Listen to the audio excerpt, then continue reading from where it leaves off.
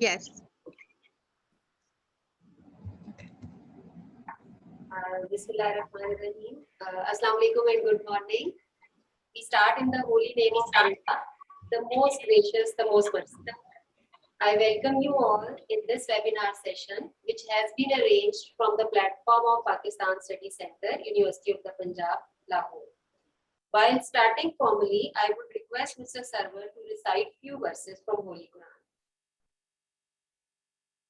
أعوذ بالله من الشيطان الرجيم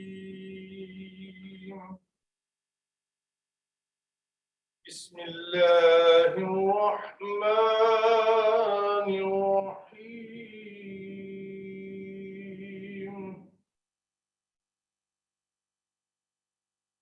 إنا أعطيناك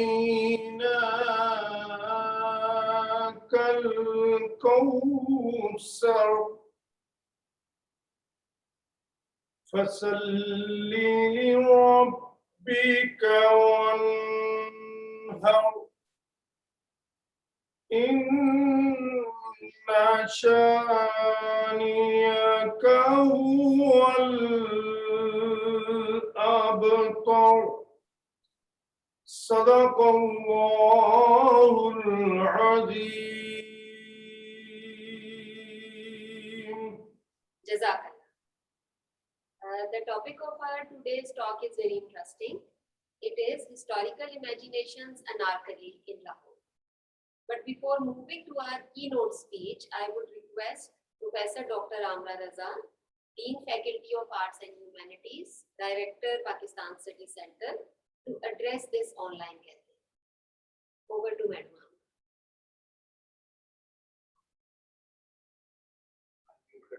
And please unmute your mic. Unmute your mic. All right. Bismillahirrahmanirrahim. Assalamu alaikum to everyone, to all the participants, a lot of them my students. It's such a pleasure to see you all here. Dr. Nomana, thank you very much for moderating. Professor Dr. Nomana Kiran is our latest feather in the cap of the Pakistan Study Center. She is a full professor, and we are very, very pleased to have her there. Mobina Shafkat, thank you so much for consenting to this webinar. I know it was short notice. I am so pleased to see you here and so proud of your being a published author. The topic is extremely interesting, and it seems that the courtesan, Anarkali, has lived on in legends until I think the 21st century. There must have been something very, very special about her. And it's not just her love for a man or a prince, but it must be something about the woman herself as well. So I'm interested in hearing your take on this. And congratulations on publishing your book. Gee, thank you. Thank you. Thank you so much. That's such a wonderful introduction. Dr. Amra did mention I was her student, and that's true. She taught me about 10 years ago. It was one of the best literature classes I have ever had. One of the things that I really loved about literature was metaphor, and I'm really glad that I was sort of able to apply some of like those literary devices in just interpreting the way that history is written. I think maybe what I can do is I can talk a little bit about myself, and then the way that I planned this was to talk to you a little bit about the impact that Anarkali has had, the story, but also within the city, and just maybe sort of tell you a little bit about the way that I'd sort of structured my book. It's very tiny. It's about 120 pages, but you know, it is there, and it is my first publication, and it was something that I was really interested in. So yeah, there's, I think, maybe two parts to like just what led me to sort of talking about or choosing Anarkali as the sort of subject that I the subject matter that I chose for my work. The two sort of subject areas that I think I've remained consistently interested in since probably school years and then undergrad, which is where I majored in history and literature. And I'm very happy, and it warms my heart to know that some of the faculty from Foreman Christian College is here as well. So that's where I went to for my undergrad. I was interested in history and literature. And that's something that I continued to be interested in as I went for like my further education. But I could not pick one over the other anymore. So I went for South Asian studies. And I was particularly interested in urban history. And by urban history, I mean Lahore. And one of the areas that I think I was able to work on was this role of Anarkali. Anarkali was a wonderful topic for me because it sort of checked all my boxes. So it was definitely part of urban history. I had many concerns about the way that history was written. And so, Anarkali sort of towing the line between history and literature. And so that was a wonderful area for me to just research more and find out more about as well. I think one of the things that maybe I'm looking forward to talking about in this presentation is just what a historical imagination is and why maybe historical imaginations are important. And in the case of Anarkali, I would suggest that more important than sort of finding or discovering the truth.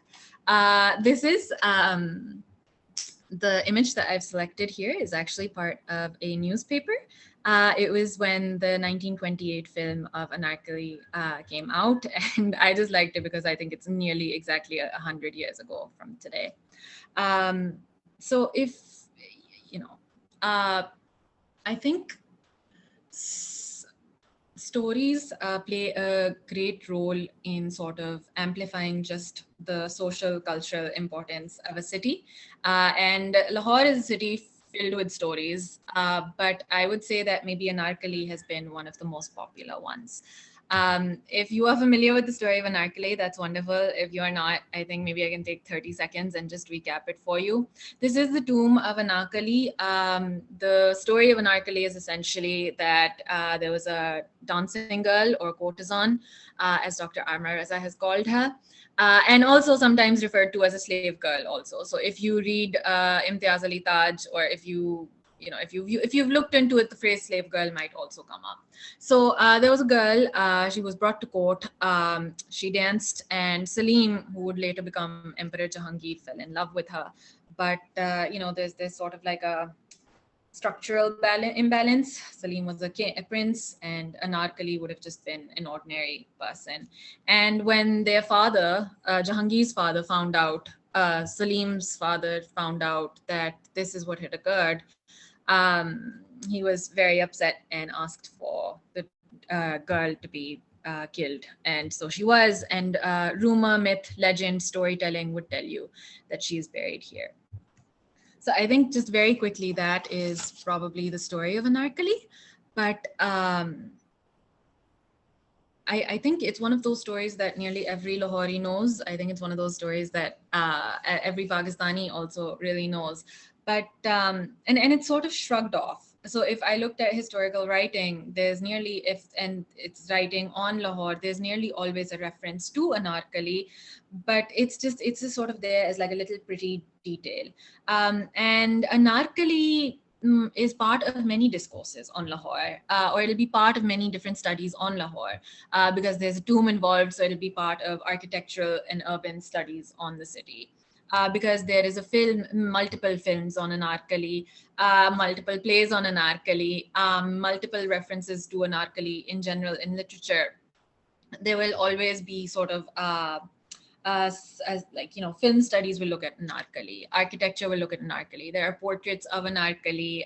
One of the more famous or infamous ones is by Abdurrahman Chughtai. So there's always ways that Anarkali sort of comes into discussion when you're thinking about Lahore. And in my case, when I was thinking about the history of Lahore, but it's never really sort of played like a central role. It's always sort of like studied somewhere in the work, studied almost like a pretty detail rather than something that is worth examining. But I think that's something that I've tried to challenge and wanted to challenge. Um, so this is one of the earliest maps of Lahore that I could find. This was made in the late 1700s. It was made by a Frenchman. It was made by Jean-Baptiste Joseph Gentil. He was part of the court of Shujauddaulah in Faizabad, and he made multiple sort of maps of the city. And the unique thing about his maps is you can see that even as a Frenchman, a lot of the images, a lot of like the details here are very sort of Indian in flavor. So these little figurines, these trees, the way that these little images are incorporated are not just from daily life in India, but also they resemble in some ways Mughal miniature, which is again something that is from the subcontinent, right? So it's his art or his cartography, whatever it is that you want to call it, has a distinctly South Asian flavor. This is one of the earliest maps of Lahore that I could find. It was made in the late 1700s. So by that time, the tomb would have been constructed. The tomb was constructed in 1615. The first time it was written about was 1611. But by 1700s, the tomb would definitely have been within Lahore, which means if there was a map of Lahore that was created, it should ideally be referenced. But it's not.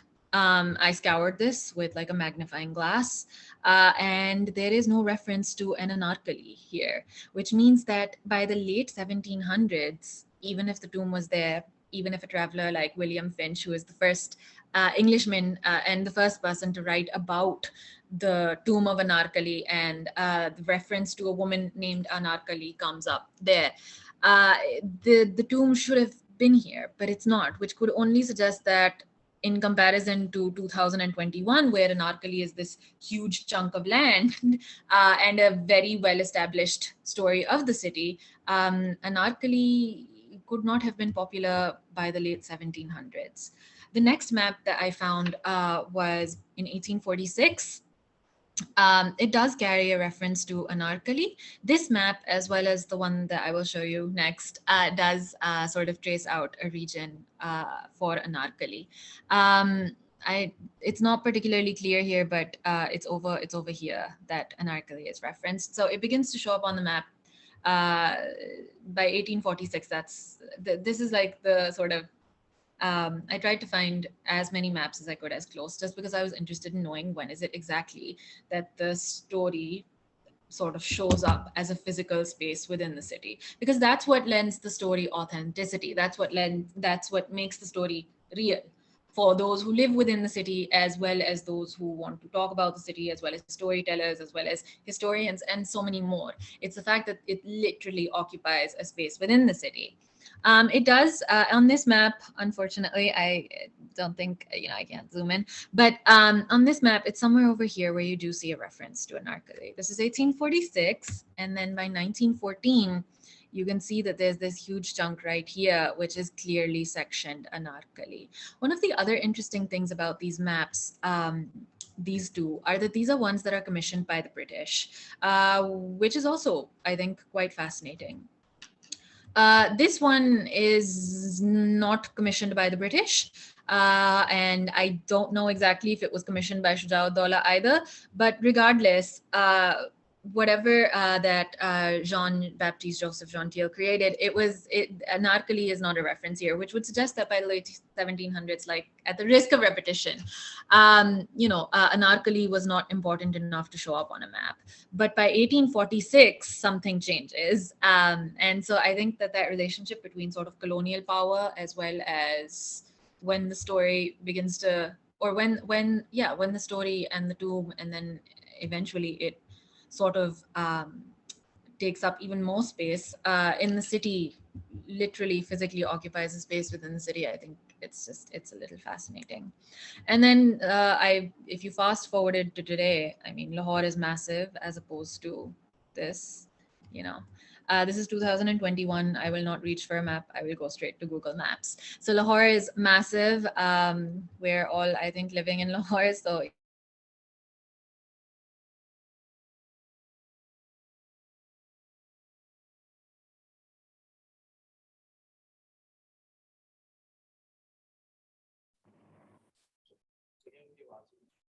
We can't listen you, please, Mubina.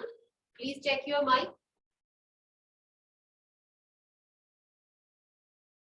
We have lost your voice, Mubina. Countless beauty parlors that you have named Anarkali, not to mention like the countless clothing stores that you have named Anarkali within a city either. So my concern and question here was, if it's just a story, if it's just something that is so easily dismissed, then it also takes up literally all this space on a map. It literally, it's like a physical place that you can go and visit. So I would say that it seems a little, the approach to Anarkali as sort of, but she was mythical or she was unreal or she was real, has been maybe a flawed approach, because this character, this story, this woman, this tomb, everything clearly carries a lot more weight than we give it credit for. And every time there is like a study on, I think, the city of Lahore, sure, but every time there's like a study on Mughal history, Anarkali is always referenced, but it's only ever really a line or two. But if you looked at a map, if you sort of just it's I would say that it's so much more than that. And also, I think, just also to get back to something that Dr. Amra mentioned earlier, Anarkali is a story that is over 400 years old. And history is always fascinating, but you also think about like how history is preserved or how history is crystallized.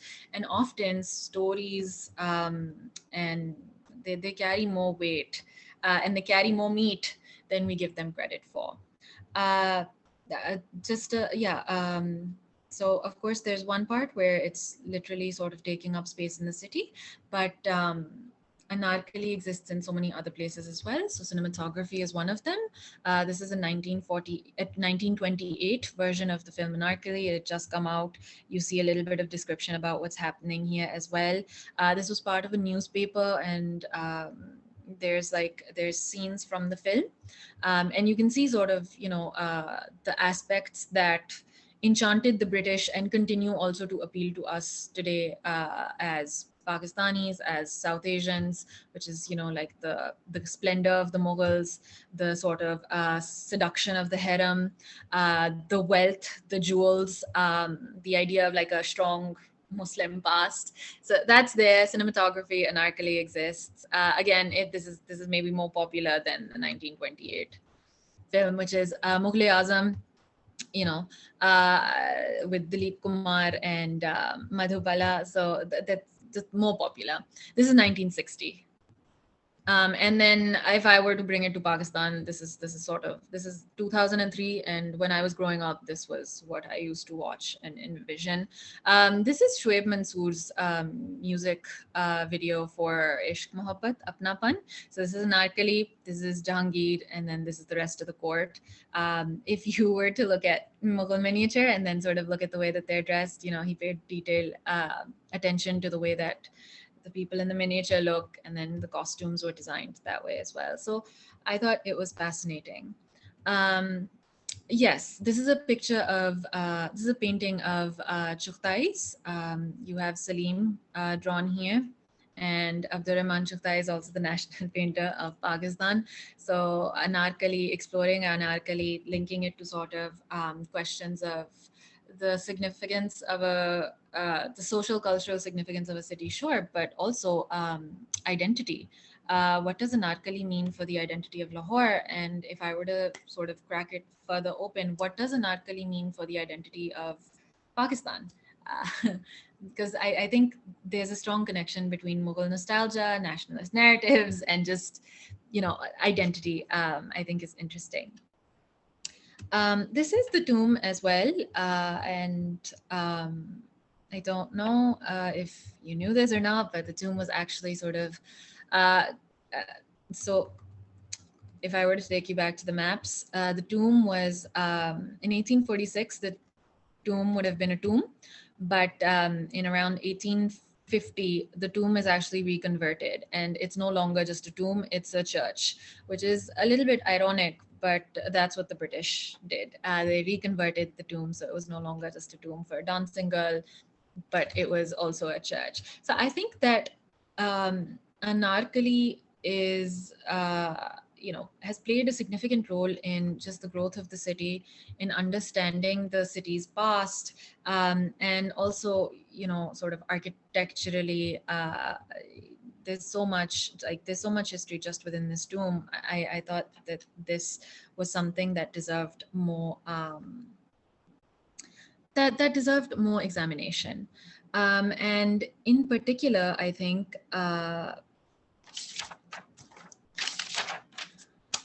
there's a few things that I think kind of intrigued me, but also irked me. So urban development and spatial growth of just the city, I think Anarkali has a lot of fascinating insights there. And I think it's very interesting that before, 1850, late 1850s, early 1860s is when the British Raj would have been at its peak. And strangely, it coincides. That's when the spread of Anarkali happens in the city of Lahore as well. But when I look at Anarkali, I will see that it shows up in areas around sort of literature where we analyze, well, what does the story of Anarkali mean? What does it mean for ideas about kingship? What does it mean for what does it mean for like a people? And so there is like a genre of courtesan tales, and usually the understanding behind a courtesan tale is it's a cautionary tale. So you are told the Anarkali story the same way that I guess I was told the Anarkali story by my mother, my grandmother, but they will present it to you, but there's like an element of a warning in there, which is, this is something that happened, but don't do it yourself. You can have all the ishq in the world, but ishq can cause some problems, and those problems can come to you at the expense of your life. So Anarkali will always be parts and segments of something. It's never really examined, it's never sort of given the central focus that I think it deserves. So if Lahore is an old city, if Lahore is the cultural capital, if Lahore is literally the hub of Mughal culture, Mughal nostalgia, which is something that we as a country are very fond of, then strangely, Anarkali is just sort of gossip. Anarkali is just sort of shrugged off. But in reality, Anarkali plays such a huge role. Like in just how we understand the area around us, in the way that we as citizens of the country, as citizens of a city, understand the space around us. I think that the influence of Anarkali is much greater than we give it credit for. Yeah. If I looked at outstanding, like the current discourse or even just sort of traditional discourse on Anarkali, I think courtesan tales is one area that it comes up, architecture, films, cinematography, art is another.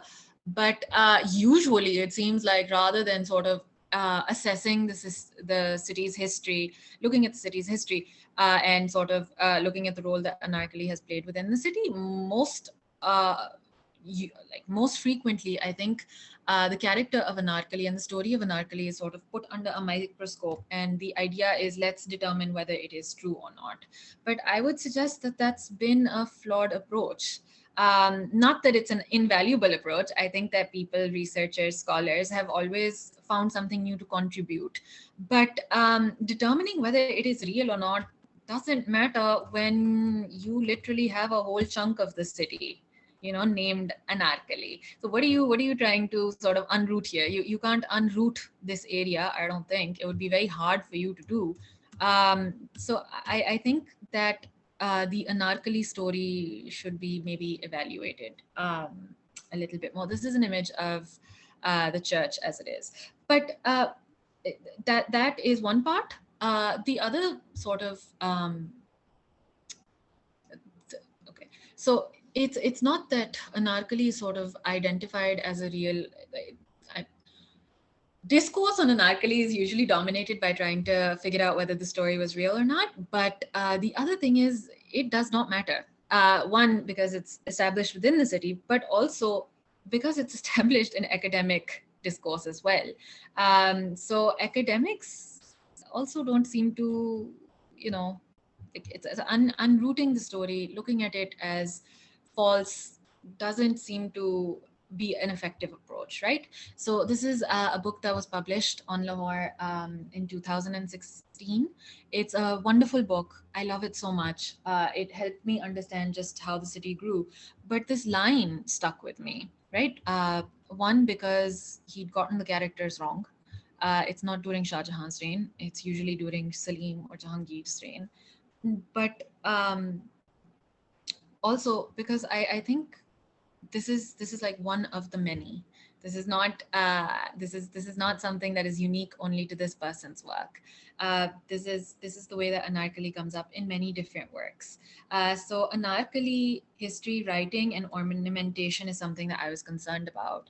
I was concerned about the role of history writing because I don't really know how many people I have in the um, participant list. But as somebody who I think is interested within Pakistan studies, as somebody who's interested in the region's history, there's a frustration that you feel with just the way that histories are written. And for me, Anarkali is always sort of presented as like an ornamentation, which leads to the question of like, why do historians write about, Anarkali, the story is sort of like a ornament within history writing. So if you want to talk about history and you want to spice it up, or you want to make it look nice or appealing for the general public, Anarkali is nearly always mentioned because, scandal and just women and just beauty. So I think that was one concern that I had. But also historians have played a huge role in sort of making Anarkali a legitimate story.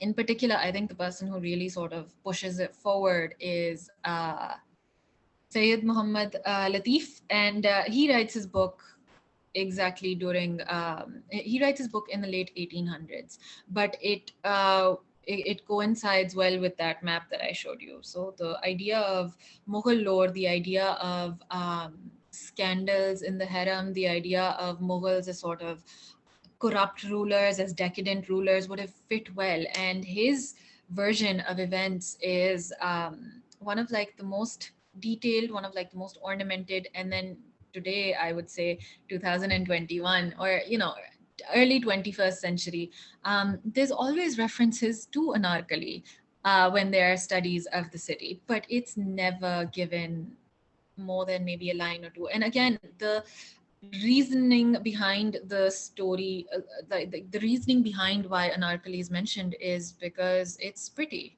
As a writer, as an academic, as a researcher, you need your work to sell. And the politics of writing, I think, is just interesting. Sometimes I think but history writing, the politics of writing, the way that you sort of want something to be consumed, is where I think I have concerns about Anarkali. And so I think for me, Anarkali was a great place to just sort of research, and rather than having it as like a piece of a work, I wanted it to be like my central focus for the study. The other thing that I think stood out to me as you research, I think there's always like a quote or two that stands out a little bit more than the others. And I think the other one was this phrase by Anna Suvorova. Again, lovely author. I loved reading what she'd written about Lahore and just cities in general. I am a city girl, so, cities have a special place in my heart. But it was this line that struck out to me. The idea that founders of cities are said to be deities, cultural heroes, kings, and saints. She's not as specific, but you are thinking, I think, more so about men rather than women as being founders of cities. So Lahore is a very masculine city, whether you want to, Lahore is, especially I think if you are studying Pakistan studies, or if you're concerned about the way that history of Pakistan is presented, Lahore is a strikingly masculine city. Aurangzeb is the Mughal ruler that you start Pakistan studies with. We do not talk about others. We do not talk about people like Humayun, who is seen as more effeminate. We think about Aurangzeb and imperial identity. It doesn't matter who Aurangzeb was. It's more so the way that we perceive him. So Aurangzeb has the Badshahi Masjid, imperial identity, literally sort of flexing imperial muscle.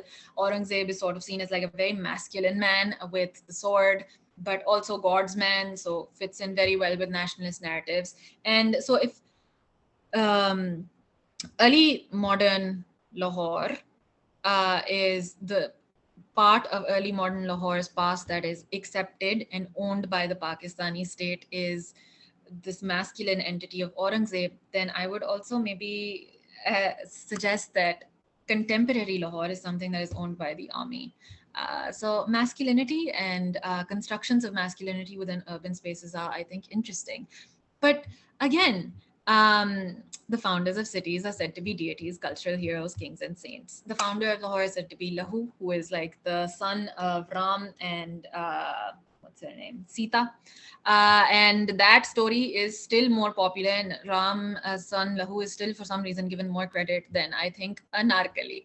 So if I had to think about Lahore's city, urban history, urban past, and I had to think about it in terms of identity, I would say that maybe if not the founder, somebody who's played a key role in shaping Lahore the way that we as citizens of the city understand the area around us, it's been Anarkali, more so than Ram, more so maybe than Aurangzeb. She has a huge role. The story, the tomb, literally the space, the past about the urban space has more to offer than deities, cultural heroes, kings, and saints. And also, Anarkali is not a deity. Anarkali is definitely not a hero. If anything, Anarkali is like that tragic wisp of a girl that died. Anarkali is not a king. She made Salim king, but she never became king. And Anarkali is no saint either, even though, you put a cross on the church. So I think Anarkali and was like, Anarkali just seemed, this was a quote that struck out to me, and I had trouble sort of digesting this without being like, but Anarkali, Anarkali plays a greater role here. Yeah, I think maybe what I want to do is talk to you a little bit about how I wanted to explore this work. And how I wanted to sort of, I think I have, but I think maybe I can talk about it a little bit more. I think historical imagination and just understanding what historical imagination gave me more space to do something about this work. If the traditional approach to history is okay, but like, what was the truth? And again, as a Pakistan studies teacher, this is something that my students walk in expecting from me. They are upset with the way that sort of nationalist narratives, state narratives, the kind of history that is presented to them and then supposed to be consumed by them, they're upset by it. And this constant emphasis on like, but what really happened? What was the truth? And with Anarkali, and I think with a lot more in the past, it doesn't matter as much what happened. It's what we make of what happened. History is kind of like a reflection of yourself. So historical imagination gave me more room, and historical imagination, understanding historical imagination, gave me more area to just write, to research something that was a lot richer than just sort of dismissing it or accepting a story. So I was interested in text. I was interested in text because I love language, but I was also interested in text because I have had problems with history writing. As somebody who studied history, I used to think that all I had to do was sort of write the perfect book on Pakistan's history and I would resolve everything. So I was concerned about how histories were written. Cities are part of, I think, my identity, but also they were, as I sort of chose to explore and research, I think cities were the areas that I chose to focus on as well. I was interested in the past. I was curious about what sort of makes the cut and makes it to being part of a history and what does not. And the last part was, you can try and correct as much as you want. You can try and sort of be factual as much as you want, but there's this situation. The way that people imagine is the way that people imagine. The way that people understand the area around them is almost in a way beyond your control. So I really wanted to tap into this. And of course, I did look at text. I looked at early modern travelers, which is when the story of Anarkali appears. I looked at local historians, so Kanhaiya Lal and Sayyid Muhammad Latif. And then the last thing I sort of looked at was sort of contemporary today. How is it that we perceive Anarkali today? But if I had to crack open, like, how do you sort of approach a historical imagination, then art, literature, film are all on the table. And then, of course, in the middle of all of that, I had questions about history writing. I was Okay, so sometimes when you are reading histories, historians, in comparison, I think, to writers and just literati, can be a little bit more, for like lack of a nicer word, can appear a little bit more snooty, because they're like, no, but we are writing the truth. And so when we write the truth, the way that we deck it up, the way that we sort of make it pretty is up to us. But it's better and it's more than what, like, literati will create. So I was concerned about how histories are written. I was concerned about how histories are presented. But most of all, I was concerned about how histories are consumed and what it does for us, the way that we understand the area around us. I think that's what I was really concerned about. And yeah, other things I was really concerned about was the role of nostalgia, the role of myth, memory, storytelling, which seems to fall into literature, which is often something not really received well by historians. I think it gives them like a minor identity crisis. But these were things that I was really interested in.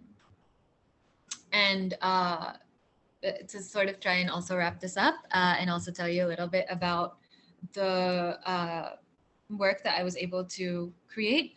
The text that I chose to rely on, sort of like a theoretical, ideological backbone for my work, was Meta History by Hayden White.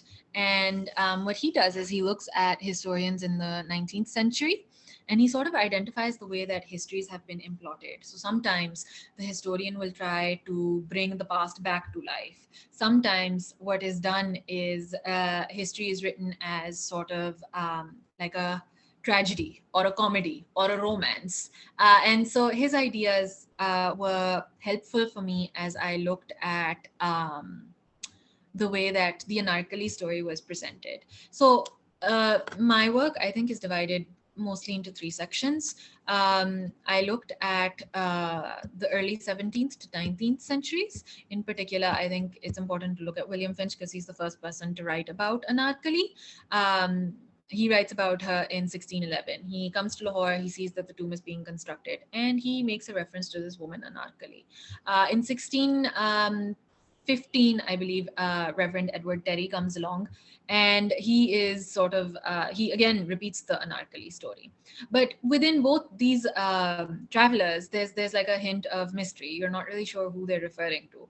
But by the time that you get to the 1800s, which is when Alexis Saltykov, who was like a Russian prince traveling through Lahore, his tone is different. He's like, I have not yet been to see the tomb of the unfortunate girl named Anarkali. His tone, unlike these two, is matter of fact. These two are just sort of rambling and you're not really sure what they're getting at, but there is like a sense of mystery. There is like a sense of, oh, who is this woman? And some kind of scandal is there within these two works. I also felt like it was important to start here because early modern European travelers have like a sense of sort of being like, for lack of a better word, being like primary sources on the story of Anarkali, because it's them who begin it. It's with them that the first reference to a woman named Anarkali comes up. I wanted to sort of put this in contrast and also think about colonial power with local historians. So Kanhaiya Lal writes his Tarikh-e-Lahore in Urdu. If you've gone through it or if you know about it, that's wonderful. Kanhaiya Lal's Tarikh-e-Lahore is is almost in some ways bland. So he'll tell you Lahore is located next to the river Ravi. He will tell you, you know, these are the amarats that are constructed in Lahore. He will tell you where to find them. And it's just sort of like a generic informative text. However, Kanhaiya Lal was a poet. He did write in Persian as well. And apart from writing a history on Lahore, he also wrote a history on Punjab. But more than, I think, his sort of information that he provides you about the different buildings that are there in Lahore, it's the introduction to his work. So before going and telling you about all the area of Lahore, what he does is he tells you that Lahore's history has been a history of constant and repetitive tragedies. Sadma is what he uses to characterize just what Lahore's history means to him. And he begins by telling you that there are so far up to, you know, his time period, so late 1900s, there have been 13 sadmas that have fallen upon Lahore. Some of these sadmas are the Sikhs, you have Sikha Khakkar, you have the Ghaznavis, and you have Ranjit Singh and his Sikhs, who are by the ones who ruined the Anarkali tomb. So, you know, this idea of looking at Anarkali, the idea of looking at Lahore's history as a tragedy, a sadma, but also Anarkali, her past, how does that sort of fit into the way that we understand Lahore's history? Lahore's history is one of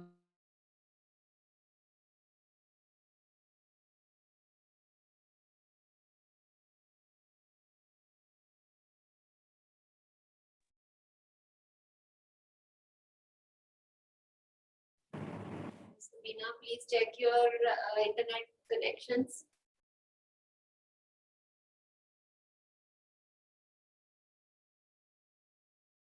If you were writing, I think, a history on Lahore, these are sort of the two historians that you will consult regardless. So if these are sort of primary sources for Anarkali, then these become sort of primary sources for the history of Lahore. And in the 21st century, I wanted to think about um, what the sort of floral motif represents within the imagination.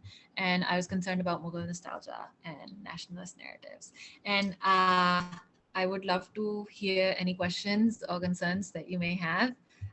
But I think that's where I'm going to choose to pause um, my presentation. I can't hear you. Thank you, Ms. Sabina. Now, question answer session is open. You can come up with queries, questions, or your comments. House is open.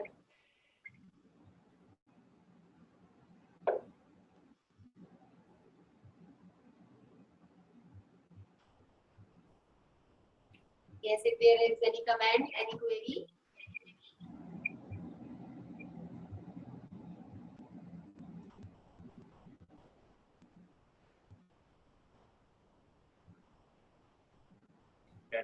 Ma'am, please switch on your mic. Are there any questions? Yes. All right. If no one else has any questions, I'd like to make a few comments.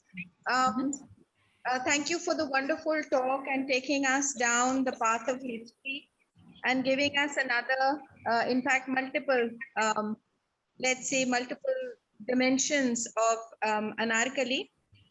You know, I found that my first comment is that your take on the historical imagination is a very fresh perspective to history because it's a paradox, basically. Okay. History and imagination, a historical imagination is a paradox. And Okay. it implies that history, in order to be true to itself, cannot be evaluated quantitatively, or shouldn't be evaluated quantitatively in terms of facts. It must take into account aesthetics, art, and culture in order to retain the human factor. So that was a very interesting element which comes through from your talk. Then I'd like to point out that, your talk was about lady love and Lahore. Okay. So it seems that the only way for a woman to become glorified in a patriarchal society is by her undevoted love to one man, living her life for the love of that man and then dying it in as well. Yeah. So I'm not sure whether there will be many women who would want to take up this challenge as it is. But there was the third thing I wanted to share with you was an interesting conversation I had with some art students. And they were thinking about research topics. And one of the students, they talked about how the tomb of Anarkali and the Yeah. tomb of Nisa, they both contain, wall drawings of the pomegranate flower. Yeah. And one of the contentions that the students had, it was very interesting, was that they were both the same woman. Ah. The only reason why the pomegranate flower would be found in both the tombs is secretly Anarkali was not really embalmed, but she was actually embalmed in that wall. But the fact that she was, that was just a myth that was built up so that she could live as Mehrunisa. And if you trace the background of Mehrunisa and Sher Afghan, how she was married off to Sher Afghan so that then Salim could marry her and so on. I thought it was a very interesting,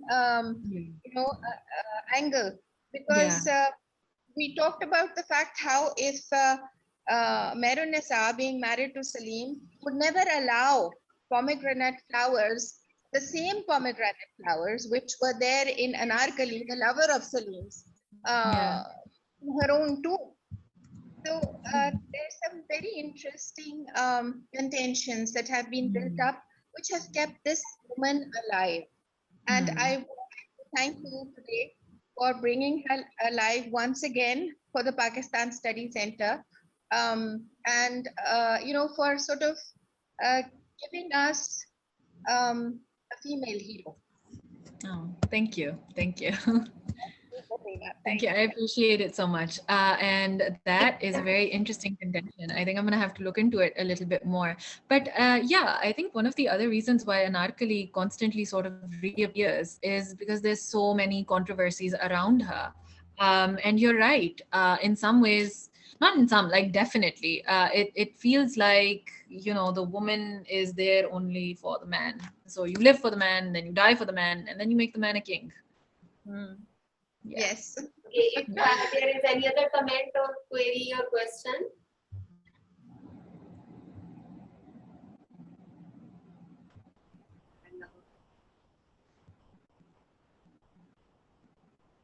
Fine.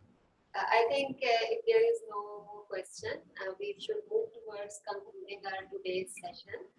While concluding, I would say that Ms. Mubina is student of history and literature both. It seems to me that she has taken care of the research methodology and pros and cons of both the subjects, which is a plus point of her work. She has shared maps of different years, newspaper image, pictures, etc. And it seems that all our efforts have brought Anarkali from gossip and imagination to reality in the context of her influence in developing history of the city. With these remarks, I would say goodbye to everyone. Thank you, Mubina, for your presence. Thank you. Thanks, Thank you so much. to Thank you my for having colleagues me. from Pakistan Study Center, students and other colleagues from other students. Thank you for your time. Thank you so much. It was my pleasure. Thank you. Thank you. Goodbye. Thank you. Goodbye. Thank you.